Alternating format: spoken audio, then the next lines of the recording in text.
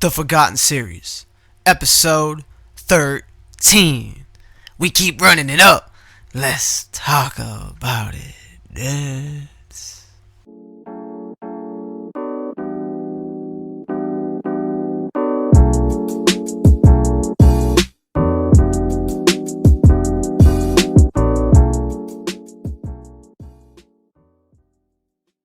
Episode 13 of the Forgotten Series. Today we're going to be talking about Tom Clancy's Splinter Cell.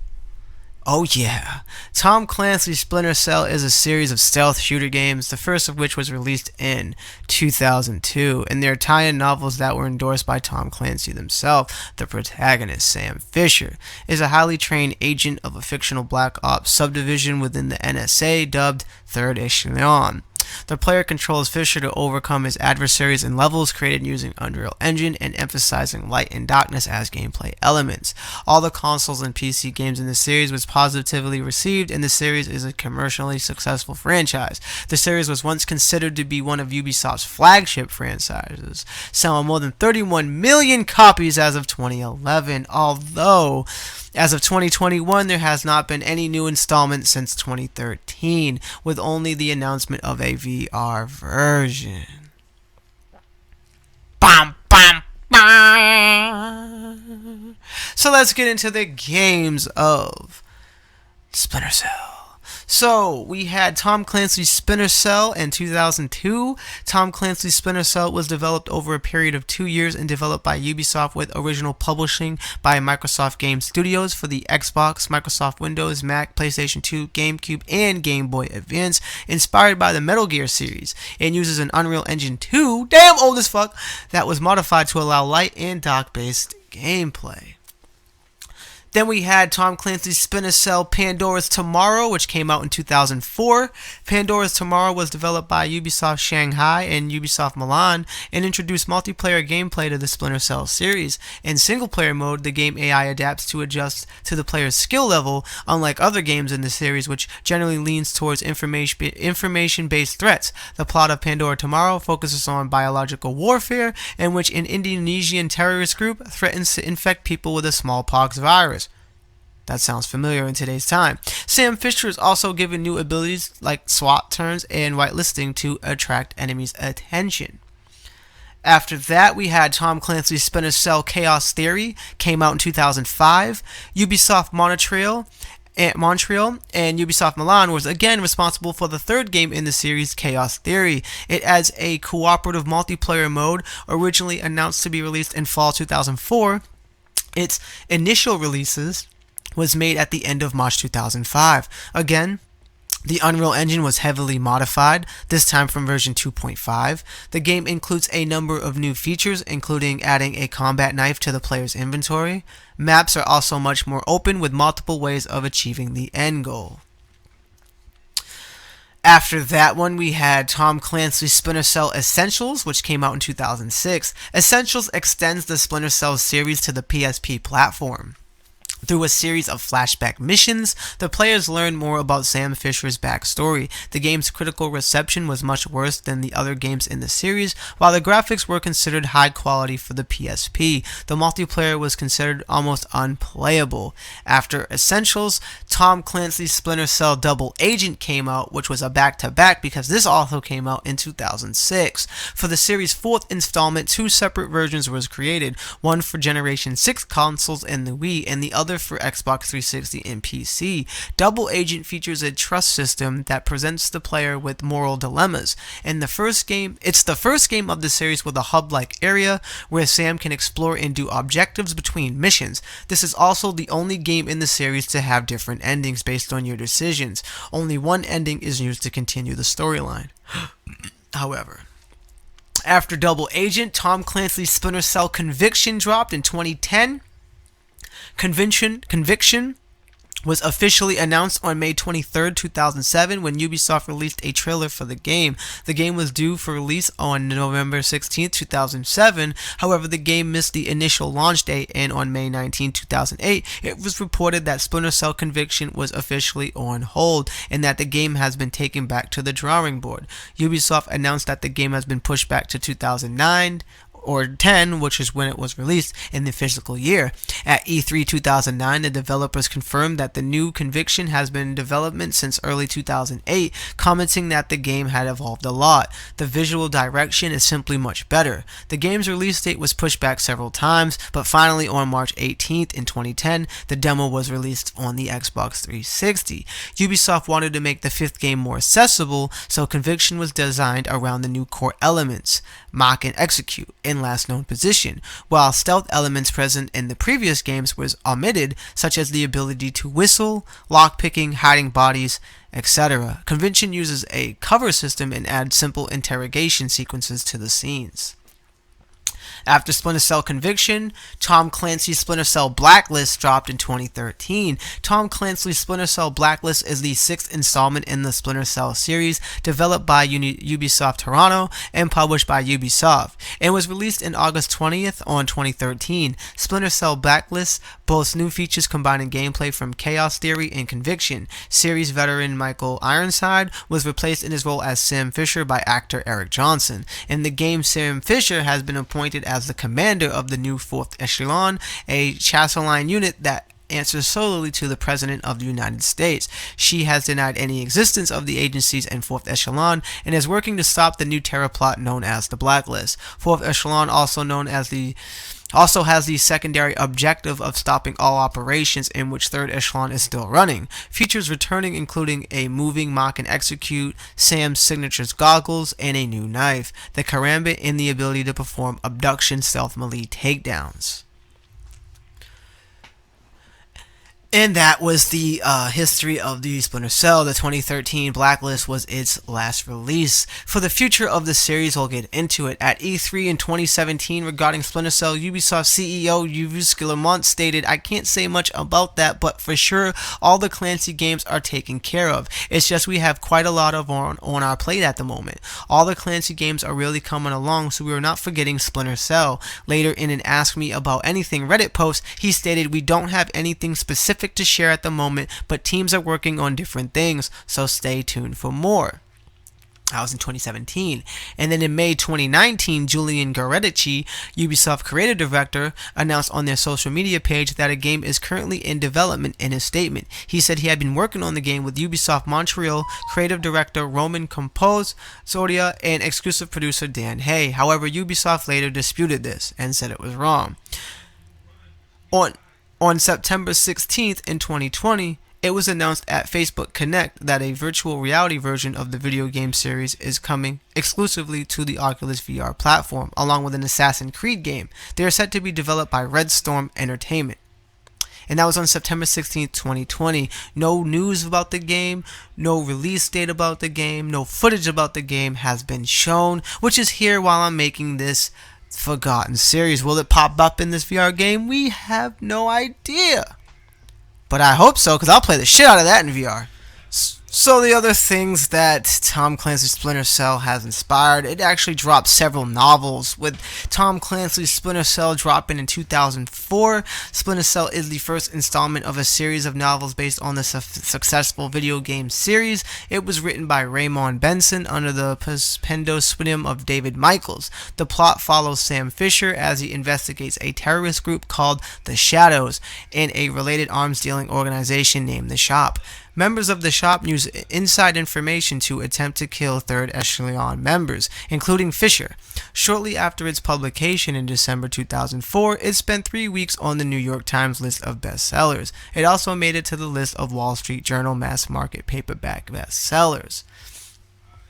After the Tom Clancy Splinter Cell 2004 novel, it came out to be another novel with Splinter Cell called Tom Clancy's Splinter Cell Operation Barracuda in 2005. And Operation Barracuda, which was released on November 1st, 2005, and which also made the New York Times bestseller list, Raymond Benson, again as David Michaels, continues the story of the first Splinter Cell novel. And after that one dropped, we had Tom Clancy's Splinter Cell Checkmate in 2006 as another novel.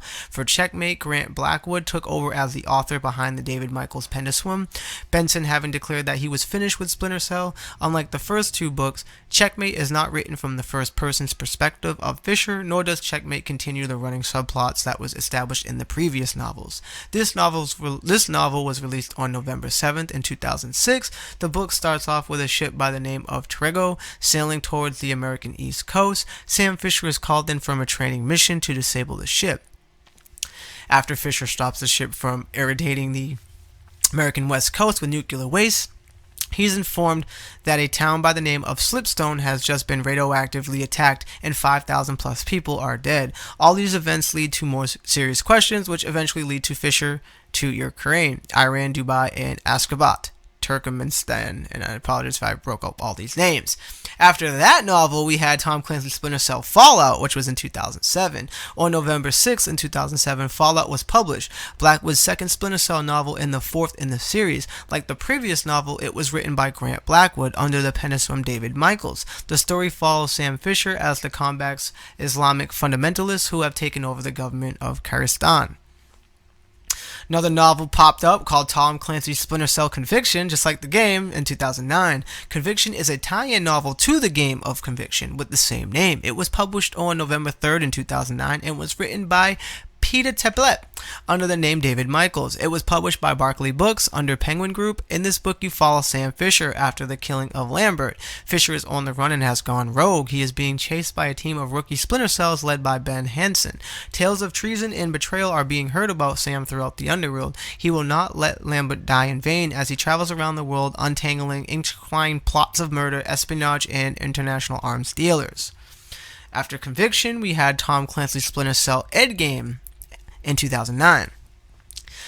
Endgame is the second half of the Conviction novel. The plot runs parallel to the Conviction novel, but from the point of view of Fisher's antagonist, which begins as he tries to track down a doppelganger factory conspiracy. It was published on December 1st in 2009. The story is told from the perspective of Ben Henson and the rest of the team pursuing Fisher. The events reveal a plot of international intrigue. After that novel, we had a final novel called Tom Clancy's Splinter Cell Blacklist Aftermath 2013. Published in October 2013, this is another tie-in novel that takes place after the events of the video game Tom Clancy's Splinter Cell Blacklist. Eccentric billionaire Igor Kapsavova owns one of the most influential and successful antivirus software companies in the world, but when the Kremlin orders him to unleash a catastrophic computer virus against the United States, he is forced to flee for his life. Sam Fisher and Fourth Echelon are charged with finding Kasparov and presenting the American president offer for political asylum. Because there are others looking for Kasparov, then the only thing they will get back to him is an offer of a swift death. Aftermath is written by Peter Tepe and the first in the series to be authored without the use of David Michaels' pen to swim. I'm butchering all these names today. So, pretty much we're going to get into some more deep dives into it, where the plots and themes about Splinter Cell. So, the first game explains that Splinter Cell refers to an elite recon type of single covert operatives, such as Sam Fisher, who are supported in the field by a high-tech remote team. In the first three games, Splinter Cell, Pandora Tomorrow, Chaos Theory, terrorists are planning attacks, usually by the use of information warfare, with Sam Fisher as an operative for the Third Echelon, a secret branch of the NSA, who must prevent the missions range from gathering intelligence to capturing and or eliminating terrorists. In the fourth game, Double Agent, Fisher assumes the identity of a wanted criminal in order to infiltrate a terrorist ring. The fifth game, Conviction, starts after events in the conclusion of Double Agent. Sam has abandoned the Third Echelon when he discovers that the death of his daughter Sarah has not been an accident, as it had been portrayed in the beginning of Double Agent. He strikes out on his own and searches for those responsible until Sam's investigation uncovers a conspiracy within his old agency. And then in the sixth and most recent game, Blacklist, the Third Echelon has been disbanded by the President of the United States. A new outfit, Fourth Echelon, is formed by the President and placed under the command of Sam Fisher, with the mission of stopping the Blacklist attacks and the engineers, the organization behind them. Blacklist deals with the morality of war and how far Sam will go with his team in order to prevent these plots against America. Let's get in a little bit about these tactical goggles that Sam be wearing. A device used for seeing in the dark, featuring strongly in the series. Originally, Tom Clancy had rejected the idea of Sam Fisher having these tactical goggles, Having stated that such goggles with both thermal vision and night vision were impossible to make, the creators argued that having two separate sets of goggles would have made it awkward for gameplay and convinced Clancy to allow it. That also gave the Splinter Cell series a recognizable signature, a desirable feature. Chaos Theory added a third one, a electromagnetic view, which shows the path of electricity in the area, mainly electrical cables and any device that has electrical power, like TVs, computers, etc. Conviction allows a fourth model to be assessed, a sonar molecule that can scan through walls for interactable objects, such as weapons, peoples, and consoles. The trilogical goggles, however, don't remain completely fictional. In 2004, Northrop Grumman produced and delivered one such device, the device called Fuse Multispectral Weapon Sight, FMWS, which was capable of combining thermal and intensified imaging. Later in 2007, ITT Industries developed another such device designated an ANPSQ-20. Let's get into a little bit about the characters of the Splinter Cell. So the characters of the games, as well as the organization of the Third Echelon, was created by J.T. Petty. The main recurring ones are Sam Fisher, who is the main protagonist of the series. The character ranks 24th on the Guinness Top 50 World Video Games of All Time list. We have Irvin Lambert, which is the leader of the Third Echelon, who serves as the player's guide by leading Fisher through the game's missions until he is killed by Sam and Double Agent. Then we had Anna Grimm de Safador, who is portrayed as a official Third Echelon hacker and analyst who helps Fisher with technical obstacles when they need to be overcome. In Conviction, she takes over the role of Glide from the deceased Lambert. Her characters also become the source of a dramatic tension in the story. Like in Blacklist, she is the technical operations officer and butts head with Sam over morality, ethics, and the Fourth Echelon operating perimeters. And then we had Sarah Fisher, who was Sam's daughter and sole family member. She was presumed to be killed in Double Agent, but Conviction revealed her murder to be a deception. Let's get in a little bit about the gameplay of the Splinter Cell series. The way you progress through the game is to remain hidden, select non-obvious routes, and utilize diversions to pass guards. The first game in the series only features a single-player mode, and Pandora Tomorrow introduces a 2-on-2 multiplayer mode, but in Chaos Theory, it is further developed that mode and it introduced a cooperative mode. Cooperative mode plays similarly to the single-player mode, but adds situations that can only be overcome as a team. The cooperative storylines in Chaos Theory in the 6th generation version of Double Agent parallels those of Sam's action in a single-player mode, letting players act on information he obtained or provided support in the field. Double Agent introduces a morality factor. Fisher may now encounter conflicting objectives between his superiors and the terrorists. For example, the terrorist may assign a mission to assassinate someone, while the NSA simultaneously instructs the player to prevent the assassination. This creates a delicate balancing act between gaining the trust of the terrorists and fulfilling the mission's assignments. In addition, Fisher must not do anything to reveal to the terrorists that he is a double agent, such as let himself be seen with an NSA gadget. Otherwise, he'll lose instantly. Where Conviction utilizes a much faster and more violent form of stealth action gameplay than previous games in the series. It retains the cooperative multiplayer mode of the two preceding games. The weapons that Sam Fish uses are based more accurately on the current real-world weapons, which behave accordingly to all the weapons when they can be upgraded by a point system. The point system is secondary to the main storyline, and it is achievement-based. These points may be used to add silencers, sights, upgraded ammo, laser targeting, and other upgrades, with up to 3 upgrades per weapon. The game provides an interactive mission update sequence that is built into the levels themselves. Instead of getting an objective bar pop-up, the objective may appear in a bold white text on the side of a building or in front of a barricade. This adds to the immersion and keeps the HUD uncluttered. The stealth element of the game allows Fisher to hide in the shadows and become almost invisible. Guards may be assassinated by unsuppressed or silenced weapons, gadgets, or hand-to-hand combat. After successfully completing a hand-to-hand kill, the player is provided with an execution bonus, which allows the player to mark 2 to 4 targets, depending on the weapon selected, such as enemies or objects, and trigger the execution animation. Fisher will then dispatch all targets within a few seconds in an extraordinary fashion. Interactive interrogation cutscenes where Fisher beats up a target for information do not require the player to do anything other than press interrogate. Though, if a player happens to be near an interactive object like a television or table, Fisher may use that after to the standard animation. I'm going to get into some development history, the origin. Although the game features his name, Tom Clancy had little to no involvement in the developmental of any of the Splinter Cell games. According to the Splinter Cell series producer, Matthew Farland, the original game was developed so that Ubisoft's Montreal studio could demonstrate its full potential. After Tom Clancy's Rainbow Six and Tom Clancy's Ghost Recon, Special Ops was the natural next step for Tom Clancy's endorsed games. Let's get a little bit into the graphics technology. The first game in the series modified the Unreal Engine to allow light and dark based gameplay style. The other games continued this using updated versions of the engine. By the release of the latest game, Blacklist, the engine had been upgraded to the lead engine, a heavy modified version of Unreal Engine 2.5. The game had active shadows on all consoles, not simply as a graphical function, as in most games, but as the gameplay enhancer for the sake of the game's stealth features. This meant that more coding for the game was required and overall required a powerful desktop computer in order to get the best clarity and performance. The reception of Splinter Cell: by the end of 2004, sales of the Splinter Cell series totaled a whopping 9.6 million units. By October 2005, the series' global sales had surpassed 12.5 million units. I'm going to get into the final wrap-up of this documentary series, which is the film adaptation.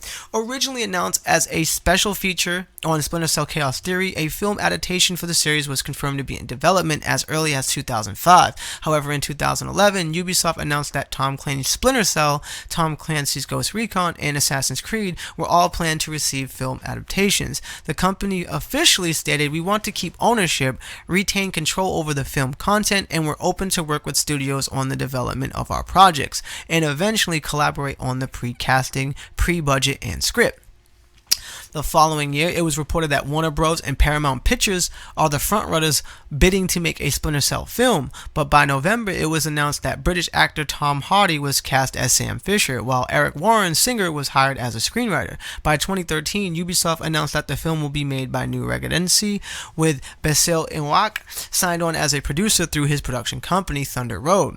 In March 2014, Doug Lichtman joined the production as a director, with Jean Julian Barnett and David Bartis attached as producers. Later that month, Sheldon Turner was brought into the production team to write a new draft of the script.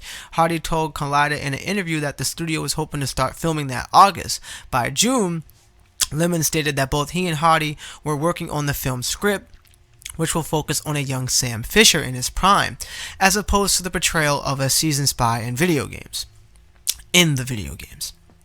October of the same year, Iwaki has stated that filming will start early 2015, but in April 2015, Lehman left as a director, with reports that the studio was talking with Joseph Kahn as his replacement. By July, Ubisoft hired Frank John Hughes to rewrite the film script, but in January 2017, Iwaki confirmed that the script has been completed and sent to Hardy to read over. The producer explained that the film is intended to have its own style within the action movie genre, and that the production team is aiming to make it a edgy PG-13 rated film, but it still never came into fruition, and we're in 2020, almost in 2021. And finally, they had an anime series adaptation, and in late July 2020, streaming service company Netflix announced that an anime series adaptation is in the works. John Wick writer Derek Koslad will be serving as executive producer on the series, while the animation will be created by Sun Creature and Foss. And there you have it, boys. That is the Tom Clancy Splinter Cell mini documentary series of the Forgotten series. Do you miss Splinter Cell? Do you feel like Splinter Cell could survive out here in this climate, in this world? I feel like Splinter Cell could pop off in a PS5 with some like crazy ass graphics. I feel like the fan base is there. They ready for a new one. It's got to have some over the top craziness. It's got to keep the stealth, but at least give a... Because the way the gaming is now, it's like it has to have stealth, but also give the option to just run and gun. But then you're like, well, is that even Splinter Cell anymore? I don't know. So will it survive? You let me know in the comments below. But if anything, make sure you stay up to date with all the latest from gaming tech news and reviews. Smash that like, and as always, subscribe. God bless and peace.